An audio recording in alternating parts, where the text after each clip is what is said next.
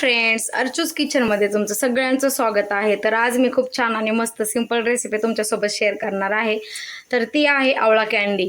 तर सर्वात पहिले मी इथं आवळे छान असे वॉश करून घेतलेले आहेत, तुम्ही पाहू शकता. तर यांना आता छान असं आपण उकडून घेणार आहोत. उकडायला काय खाली 10-15 मिनिटांमध्ये छान ते स्टीम होतात.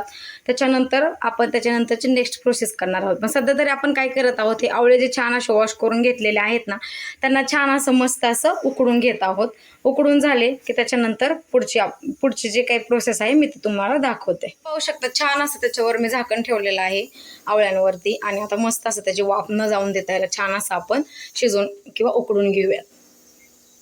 तर फ्रेंड्स, पाहू शकता तुम्ही छान अशा प्रकारे आपले आवळे जे आहेत ते मस्त उकडून झालेले आहेत. पाहू शकता हे ना जास्त उकडायचे नाही. हे ऑलरेडी काय होतात माहिती, आता हे गरम आहेत, थोडेसे थंड करून घेऊयात आपण. त्याच्यानंतर काय करायचं यांना माहिती आहे का गाईज, हे जे आवळे आहेत ना याचे मस्त बरोबर हे आता उकडलेले आहेत ना, त्याच्यामुळे काय होतं ह्याचे बरोबर असे तुम्हाला दिसत आहेत का, हे अशा चिरा, हे अशा प्रकारे ह्यांना लगेच आपल्याला काढून घ्यायचं आहे. हे असं थोडेसे थंड होऊन देऊयात, मग आपण काढून घेऊया. तर फ्रेंड्स, छान असे आवळे थंड झालेले आहेत. तर हे पाहू शकता खूप सिंपल आहे याच्यामधलं काढणं. हे बी असं अल्लत बाहेर निघतं, आणि ह्याचे जे कट जे आहेत ना ते बरोबर शिजल्यामुळं ना असे सेपरेट होतात.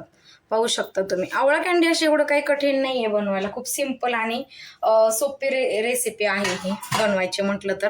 माझ्या मुलीला एवढं आवडते ना आवळा कँडी, तिचं सारखं चालू असतं, मम्मी आवळा कँडी. म्हणजे खूप जरी बनवलं ना मी तरी पण तिचं कायम चालू असतं की अजून बनव, एवढीच का बनवलंयस तू, आणि खायला पण चांगले. ठीक आहे ना, म्हणजे कसं ना मुलांना चॉकलेट वगैरे असं वेगळं काही खाण्याच्या कम्पेअर आपण त्यांना जर व्यवस्थित छान हेल्दी काही वेगळी गोष्ट म्हणजे असं आपण करून खायला घालत असेल ना, तर मला तर खूप आवडतं. कारण कसं होतं आजकालसारखं हे चॉकलेट बाहेरचं अनहेल्दी, बाहेरचं जास्त गोष्टी देण्यापेक्षा जेवढं काही आपल्याला घरातून बनवून देता येईल ना मुलांना, माझं म्हणणं तर असं आहे की ते खरंच चांगलं आहे. कारण की ना एकदा मुलांना छान अशी सवय लागली ना, आता मेन म्हणजे कसं आहे ना, माझ्या मुलीला आता अजिबात बाहेरचं जास्त खाऊ वाटत नाही.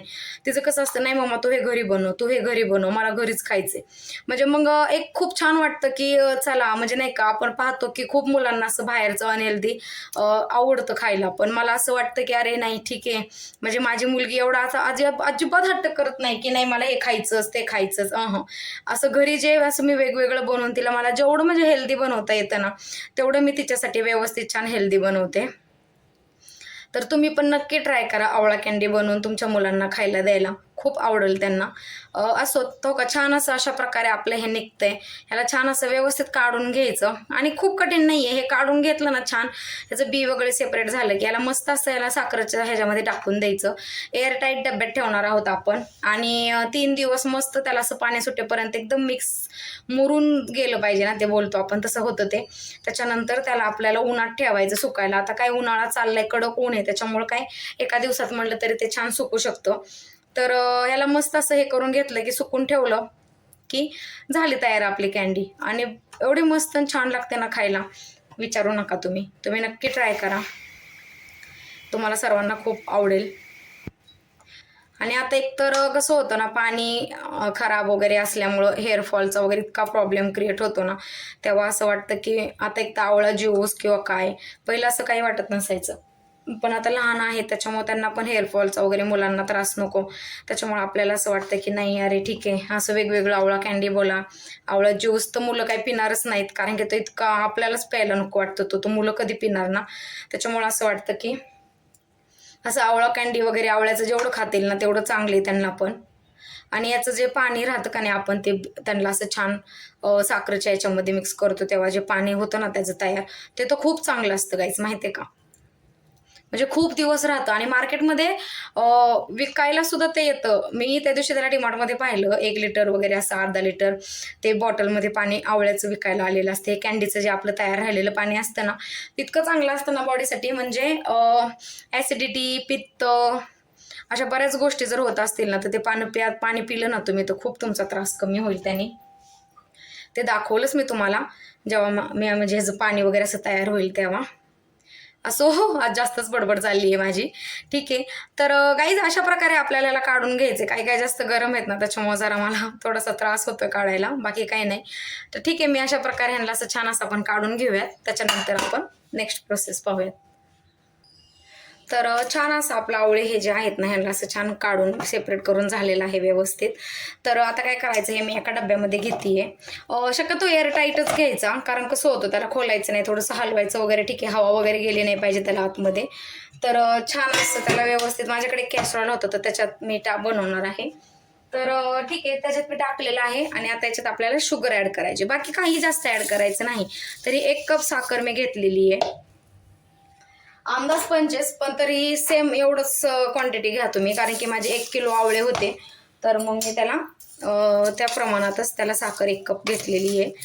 तर आता काय करायचं, ह्याला छान व्यवस्थित मिक्स करायचं. हे शुगर जे आपण याच्यात टाकलेली आहे ना गाईज, त्याला छान व्यवस्थित मस्त असं मिक्स करून घेणार आहोत आपण.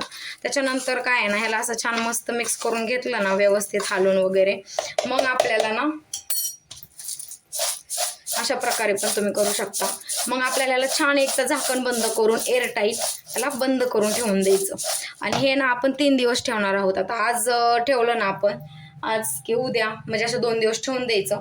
त्याच्यानंतर काय करायचं, ते त्याला काढले की बरोबर ते व्यवस्थित सगळं मिक्स होऊन त्याचं जे पाणी वगैरे आपण बोलतो ना ते त्याला सुटलेलं असतं.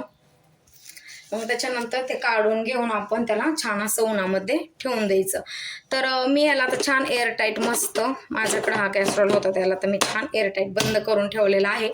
तर ह्याला आपण खोलूयात. नंतर दुसऱ्या दिवशी खोलून पाहिलं तरी तुम्ही पाहू शकता की त्याला पाणी किती सुटलेलं आहे. तर असं तुम्हाला कशी वाटली ही माझी आवळा कॅन्डीची रेसिपी, तर तुम्ही नक्की बनवून पहा कशी आहे काय आहे. तर आता आपण पाहूया त्याला पाणी सुटल्यानंतर याची नंतरची प्रोसेस काय आहे, कशी कॅन्डी तयार होते. एकदम सिंपल आणि मस्त रेसिपी, फक्त पेशन्स ठेवावे लागतात, बाकी काही नाही. कारण की याला ना कसं ते व्यवस्थित तेवढं 2 दिवस 3 दिवस त्याला ठेवून त्याच्यानंतर त्याला उन्हात व्यवस्थित छान वाळून त्याच्यानंतर कसं किती पण दिवस तुम्ही स्टोअर करून ठेवले तरी ती खराब होत नाही कॅन्डी. सो जरा थोडेसे पेशन्स लागतात, बाकी काही कष्ट वगैरे जास्त लागत नाही आहेत त्याला बनवायला. असो, तर आता ह्याला छान आपण नंतर व्यवस्थितपणे जेव्हा ते पूर्ण मुरून जाईल तेव्हा मी ओपन करून तुम्हाला दाखवल की कसं झालेलं आहे ते. तर भेटूयात नंतर. तर फ्रेंड्स, छान असं ह्या प्रकारे आपलं कॅन्डीचं झालेलं आहे तयार, तुम्ही पाहू शकता. याला आपण 3 दिवस मस्त साखर टाकल्यानंतर तुम्ही पाहिलं ना तर त्याला छान असं पाणी, जे तुम्हाला बोलले होते मी, हे ते पाणी आहे, हे पाहू शकता तुम्ही. हे स्टोअर करून ठेवायचं, खूप चांगलं असते, खराब वगैरे काही नाही येते, त्याच्यामुळे एवढं पाणी त्याचं तयार झालेलं आहे. आणि आता कॅन्डी अशा प्रकारे, तर याचं पाणी वगैरे काढून घेऊन मी आता याला छान असं ना मस्त उन्हामध्ये ठेवणार आहे सुकायला. त्याच्यामुळे आपली कॅन्डी तयार होणार आहे लगेच. छान सुकून घेतलं की आपली आवळा कॅन्डी रेडी आहे.